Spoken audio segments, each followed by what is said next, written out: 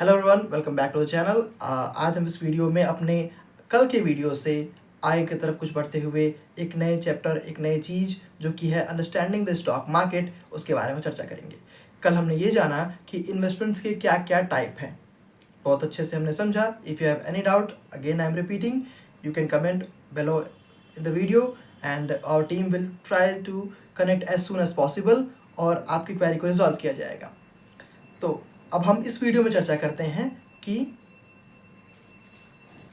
Stock market होता क्या है। स्टॉक मार्केट मतलब कि एक ऐसा प्लेस, एक ऐसा जगह, या वर्चुअली हो या फिर रियल हो, जहाँ पे स्टॉक्स मिलते हों।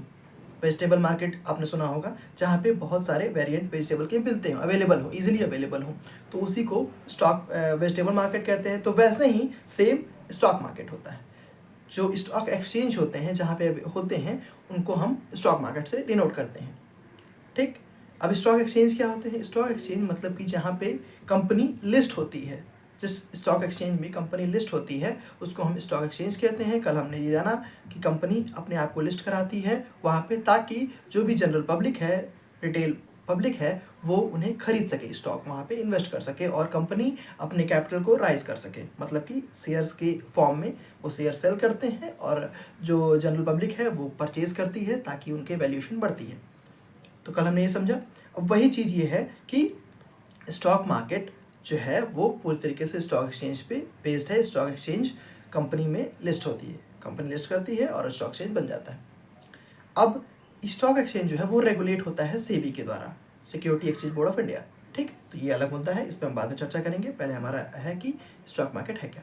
ठीक, तो हमने ये समझा कि स्टॉक एक्सचेंज क्या है। अब स्टॉक एक्सचेंज दो मेन है, केवल नहीं, मेन।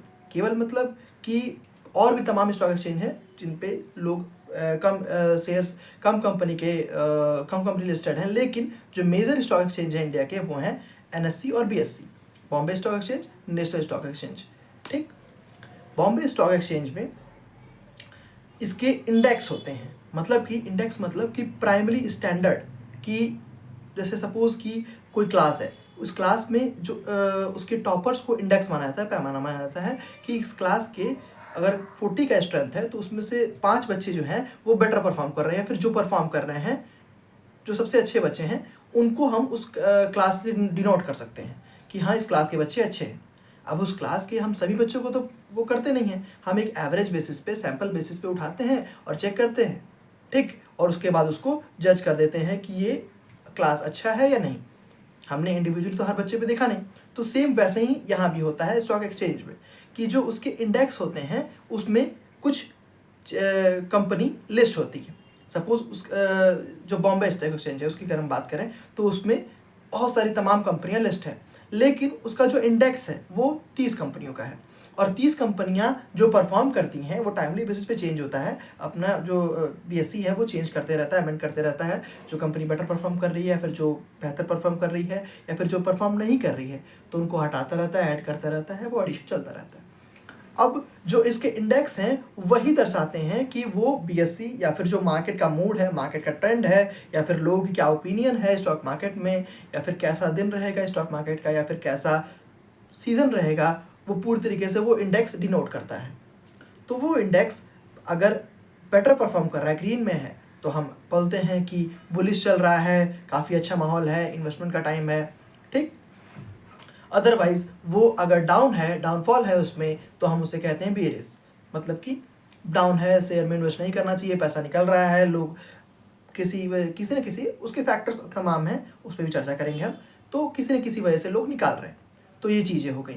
अब इसके बाद हमारा आता है कि स्टॉक्स, ये हो गया हमारा स्टॉक मार्केट कैसे वर्क करता है और क्या स्टॉक मार्केट, स्टॉक एक्सचेंज है। ठीक, अब हम आते हैं कि स्टॉक्स के टाइप क्या हैं। तो टाइप की अगर हम बात करें स्टॉक्स की, तो बहुत सारे वेरिएंट होते हैं। सबसे पहला जो सबसे मेजर आता है वो होता है blue chip company. Blue chip company मतलब कि जो स्टैंडर्ड कंपनियां हैं और ग्रोथ हो चुकी हैं, जिनके डाउन जाने का, कम जाने का चांस मिनिमम है, मतलब कि अपने ग्रोथ के पीक पे हैं। जैसे फॉर एग्जांपल हम बात करें तो रिलायंस का शेयर ब्लू चिप कंपनी में माना जाता है। फॉर एग्जांपल है, प्लीज़ आप इसको एग्जांपल के तौर पे ही लीजिएगा। तो उसको हम ब्लू चिप कंपनी इसलिए मानते हैं कि वो अपने ग्रोथ की ऐसी जगह पे है जो नीचे जाना बहुत ही रेयर है, क्योंकि उनका पोर्टफोलियो डाइवर्स है और काफ़ी अच्छा बिजनेस करते हैं और कहीं ना कहीं उनका एक्सपेंसन है।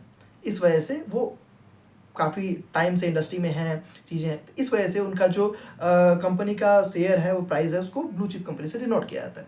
अदरवाइज आप उसमें बहुत सारी लंबी लिस्ट है, आप देख सकते हैं, या फिर अपने जो फाइनेंशियल एडवाइज़र होंगे उनसे कंसल्ट कर सकते हैं, और इफ पॉसिबल हमसे भी कनेक्ट हो सकते हैं अदर जानकारी के लिए। अब आते हैं दूसरे टाइप के स्टॉक्स के बारे में। पहला हो गया ब्लू चिप, सेकंड हो गया ग्रोथ। अब इसके जो सेकंड नंबर पे आती है वो होती है ग्रोथ स्टॉक। वो स्टॉक जो तेज़ी से आगे जा रही है या फिर कोई सीजनल या फिर कोई ट्रेंड के वजह से बहुत ज़्यादा पीक पे है। जैसे कि अगर हम फॉर एग्जांपल की बात करें तो कोविड के टाइम में जो जो हेल्थ इंडस्ट्री के जो स्टॉक्स थे वो काफ़ी तेज़ी से आगे जा रहे थे, अदर देन अदर स्टॉक्स पूरी तरीके से डाउन में आ गए थे। लेकिन कोविड के वजह से हेल्थ के इंडस्ट्री के, क्योंकि वो चल रहे थे निरंतर, तो उनमें कोई भी ड्रॉबैक नहीं आया, कोई भी नुकसान नहीं हुआ, और वो बेहतर रहे अदर कंपैरिजन में, कंपेयरिंग टू अदर्स ओनली। ये नहीं कि केवल वो बहुत बेहतर परफॉर्म कर रहे थे, मैं ये नहीं कह रहा। तो ये चीज़ें हैं, तो हमने ये जाना कि ये बेहतर कर रहा था, तो वो हो गए ग्रोथ स्टॉक्स। अगले नंबर पे आता है डिविडेंड स्टॉक्स। डिविडेंड स्टॉक्स क्या होते हैं कि वो स्टॉक्स जो अपनी ओनरशिप को, मतलब कि जो कंपनी के ओनर हैं, यानी कि जिसने शेयर परचेज किया है, जिसको हम शेयर होल्डर्स भी कहते हैं, अगर वही लोग को अगर उन लोगों को हम डिविडेंड देते हैं, डिविडेंड मतलब प्रॉफिट का एक हिस्सा, जो कि कंपलसरी नहीं है पे करना, लेकिन कुछ कंपनियां ऐसी हैं जो पे करती हैं रेगुलर बेसिस पे, तो उनको डिविडेंड स्टॉक्स कहते हैं। मतलब कि उनको, उसके होल्डर्स को डबल बेनिफिट होता है। पहला, जो रिटर्न्स वो अर्न कर रहे हैं, मतलब कि जो वैल्यू पे परचेज किया था और जो करंट वैल्यू है, वो डिफरेंस वैल्यू, मतलब कि जो रिटर्न वैल्यू और प्लस डिविडेंड वैल्यू, तो इनको दो तरह के रिटर्न्स प्रोवाइड होते हैं। तो हमने ये जाना कि इस तरह के स्टॉक्स हैं, तमाम और भी हैं, लेकिन ये मेजर टाइप्स हैं स्टॉक एक्सचेंज की। अब हम इसकी बात करें कि इंडेक्स हमने समझा, अब हमारा जो है कि इन्वेस्टमेंट कैसे करते हैं स्टॉक एक्सचेंज में। तो स्टॉक एक्सचेंज में इन्वेस्टमेंट करने का जो तरीका है वो है कि सबसे पहले तो थोड़ा सा सिनेरियो चेंज था कि आपको एक ब्रोकर के थ्रू ब्रोकर को मिलना पड़ता था, जो कि इन पर्सन होता था। लेकिन अब आप इन पर्सन से नहीं मिलेंगे भी, तो भी अभी भी पर्सन है, ऐसी बात नहीं है, लेकिन पर्सन से नहीं मिलेंगे तो भी आप डिजिटल माध्यम से भी आप अकाउंट खोल सकते हैं। और अब तो विद इन आवर हो जाता है अकाउंट ओपनिंग। आपको बस अपने एसेंशियल्स पैन कार्ड और आधार कार्ड को अपने पास रखना है, और वीडियो केवाईसी के लिए many of the times video KYC मांगता है, तो उसमें आपको अपना आधार कार्ड उनको शो करना होता है और आपका अकाउंट ओपन हो जाता है, जो कि डीमैट अकाउंट होता है। डीमैट अकाउंट ब्रोकरेज के थ्रू ही ओपन होता है। तो ब्रोकरेज तमाम है, एंजल वन, ज़ीरोधा, तमाम है, ग्रो एप्लीकेशन है, बहुत सारे हैं। तो आप उसके थ्रू अकाउंट खोलिए अपने बेसिक्स आइडेंटिटी प्रूफ के साथ, और उसके बाद आप अपने इन्वेस्टमेंट्स को स्टार्ट कर सकते हैं। इन्वेस्टमेंट कैसे करना है, क्यों करना है, इसके लिए आप अपने फाइनेंशियल एडवाइज़र से कंसल्ट कर सकते हैं। अगर आप चाहें तो हमसे भी कनेक्ट हो सकते हैं, इस चीज़ के लिए आपको बेहतर सहायता और गाइडेंस दिया जाएगा। तो होप आपने अंडरस्टैंडिंग ऑफ स्टॉक मार्केट का जो हमारा आज का टॉपिक था उसे समझा होगा। If you have any query regarding any of the thing, you can comment.